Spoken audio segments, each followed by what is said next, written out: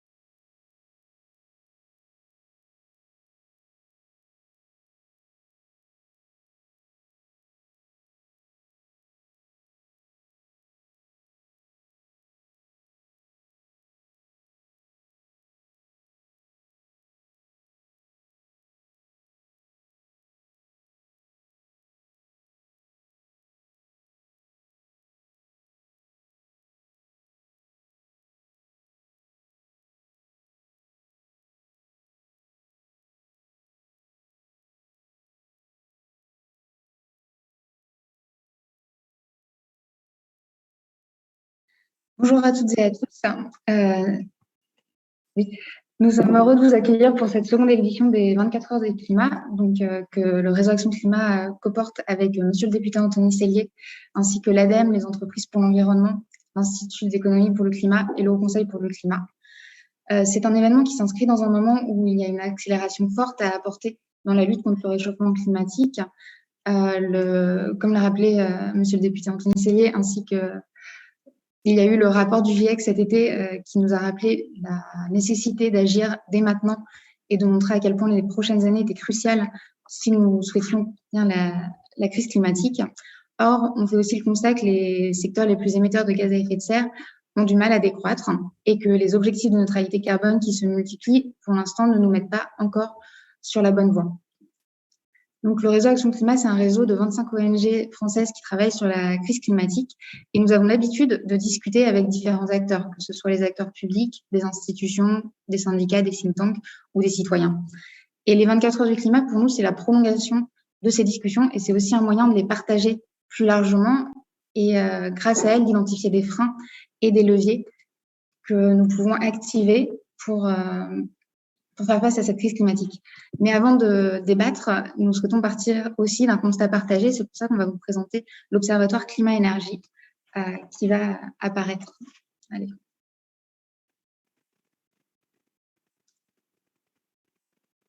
Donc, oui, donc l'Observatoire Climat-Énergie, c'est un... Merci. L'Observatoire Climat-Énergie, c'est un outil qui est porté par le réseau Action Climat, ainsi que d'autres acteurs, comme va le montrer la slide suivante, celle d'après. Voilà.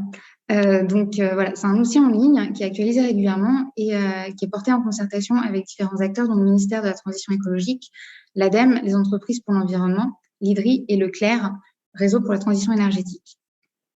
Au niveau de la méthodologie, qui apparaîtra ensuite, c'est un outil qui permet d'agréger au même endroit les indicateurs de la stratégie nationale bas carbone, qui du coup met en avant des budgets carbone, et de la programmation pluriannuelle de l'énergie, la PPE, qui montre un peu les évolutions énergétiques qui sont nécessaires. Donc, sur cet outil, on a aussi la comparaison entre ces indicateurs et les chiffres officiels qui nous viennent à la fois, par exemple, du CITEPA, de RTE ou des statistiques des bureaux. Donc, on va vous présenter maintenant un graphique.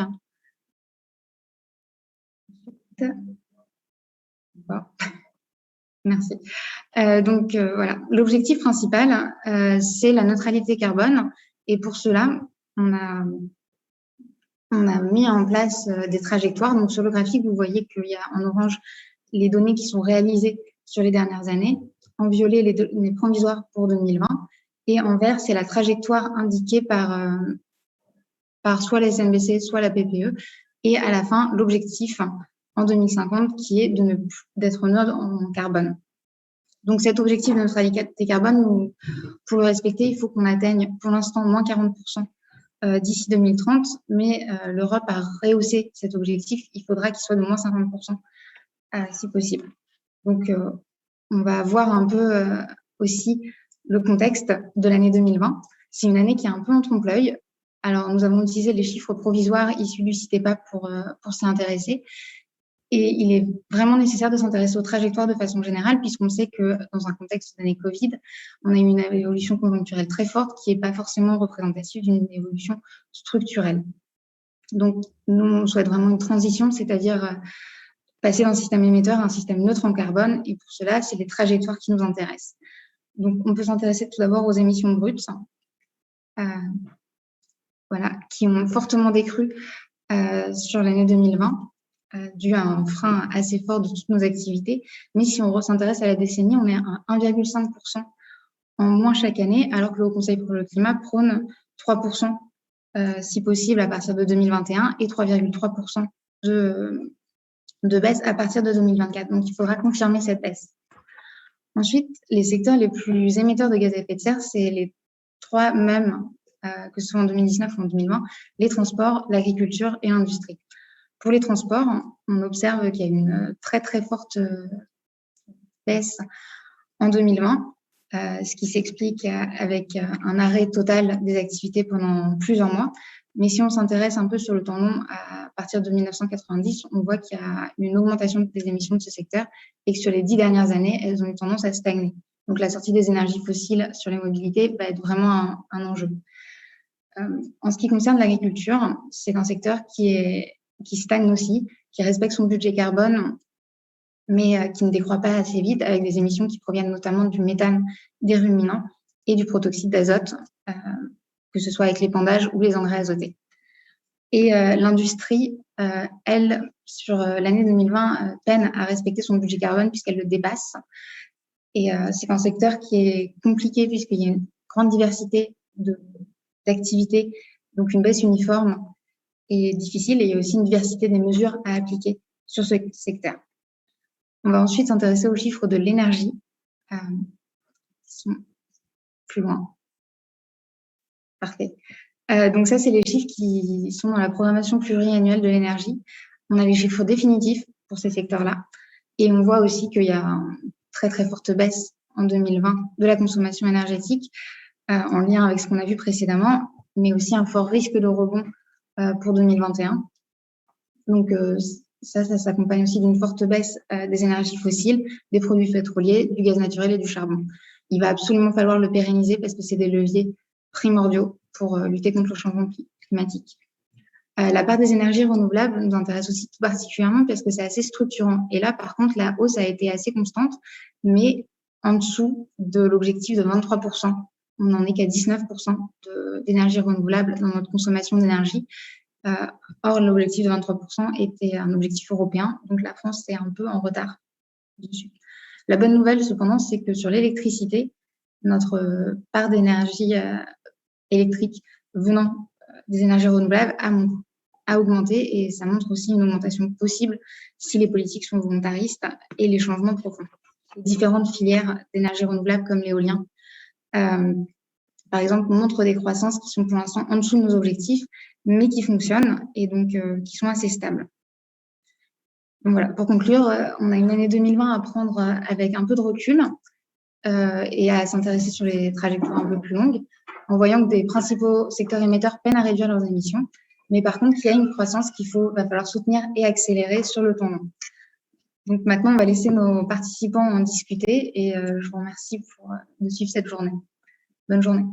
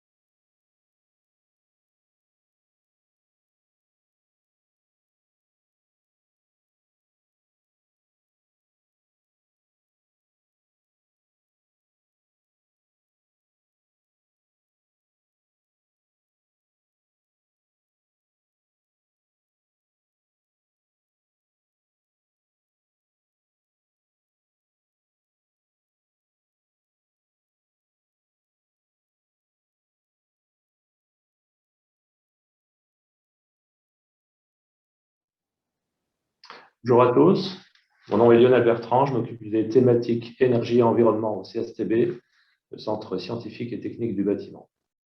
D'abord quelques mots sur le CSTB. Nous sommes un établissement public qui compte environ 1000 collaborateurs avec des compétences centrées sur la physique du bâtiment, mais aussi sur les questions économiques et d'usage.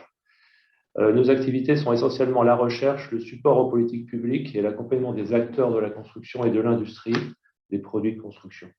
Au travers de ces activités, nous cherchons à promouvoir et sécuriser l'innovation dans le bâtiment. Alors, pour l'introduction de cette table ronde, je vous propose dans un premier temps de faire quelques rappels sur le sujet de la rénovation énergétique des bâtiments et son contexte. Et pour commencer, un point sur nos objectifs collectifs. On peut remonter peut-être à 2015 avec la COP21 et la loi sur la transition énergétique pour la croissance verte.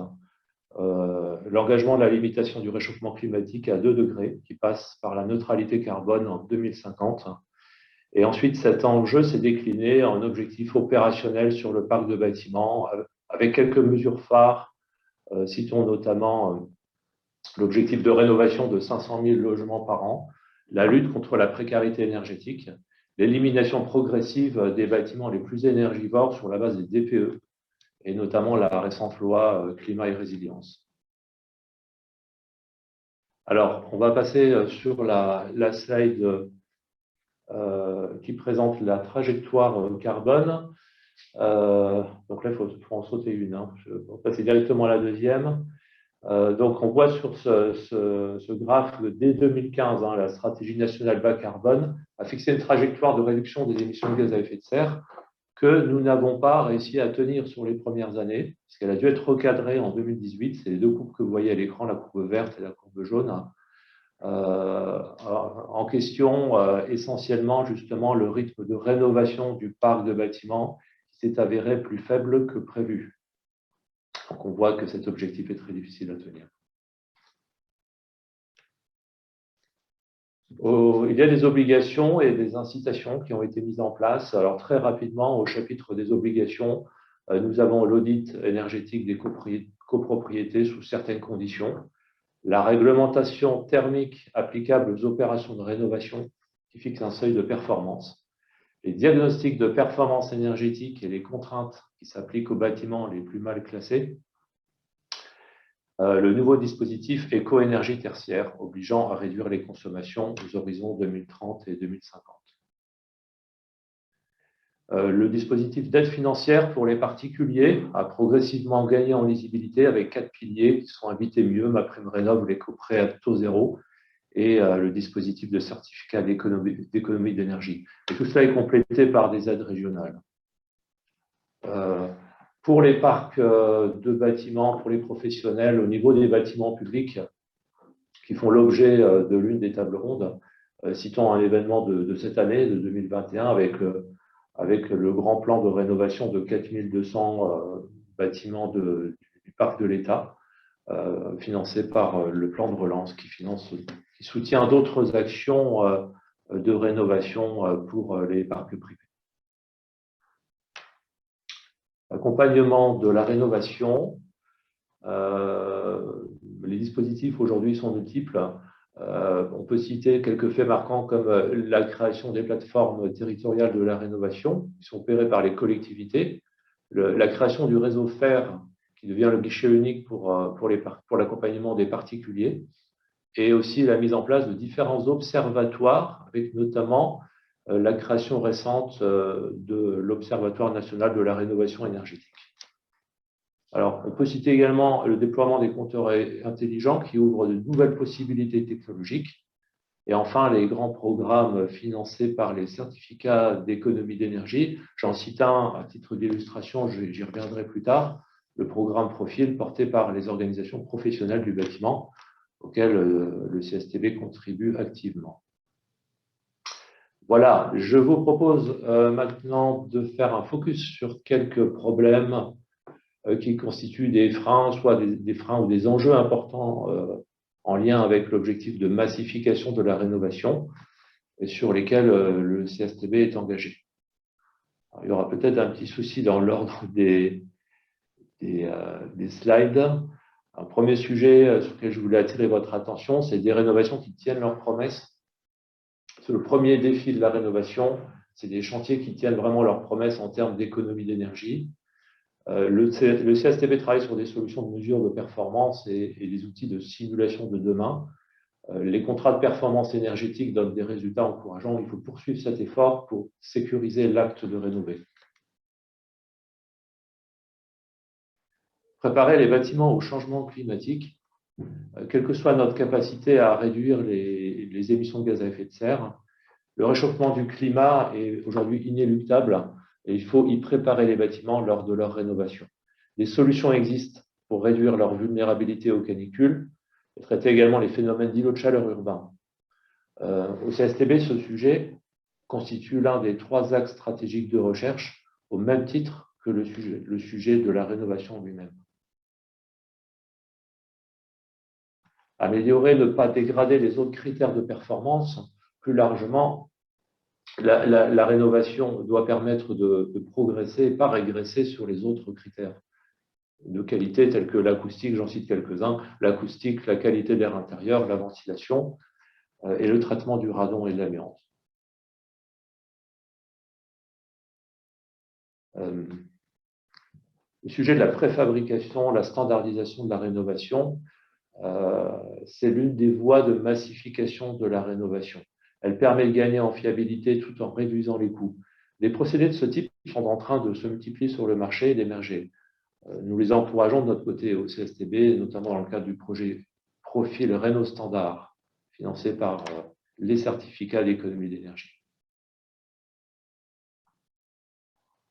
Il y a aussi le sujet de la connaissance du parc. Le parc de bâtiments aujourd'hui est encore assez mal connu. Mieux connaître son parc, c'est se donner les moyens de prendre les meilleures décisions à l'échelle individuelle comme à l'échelle des politiques publiques. Ce que vous voyez à l'écran, c'est la première base de données nationale de bâtiments développée au CSTB qui sera mise en open data d'ici la fin d'année. Un sujet également autour de la rénovation globale, parce que l'enquête Trémi menée par l'ADEME sur la rénovation des maisons individuelles a bien mis en évidence que la plupart des rénovations portent sur un seul corps d'État. Elles sont donc peu impactantes sur la consommation.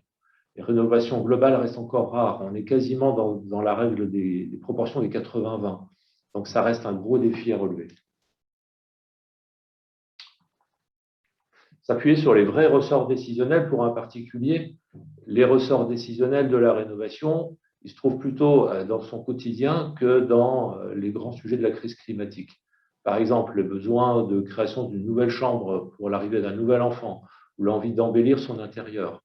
Si on veut accompagner plus efficacement la rénovation, il faut décrypter ces mécanismes et anticiper leurs évolutions. Et c'est ce que nous faisons dans la cellule prospective ADEME-CSTB pour préparer le secteur du bâtiment aux mutations futures. Et pour finir cette présentation, rien ne sera bien sûr possible sans une filière professionnelle prête à relever le défi. Il y a des enjeux de développement de l'offre en volume, tout en préservant le niveau de savoir-faire de la profession, avec très probablement des grosses questions autour de la revalorisation, de l'attractivité des métiers du bâtiment.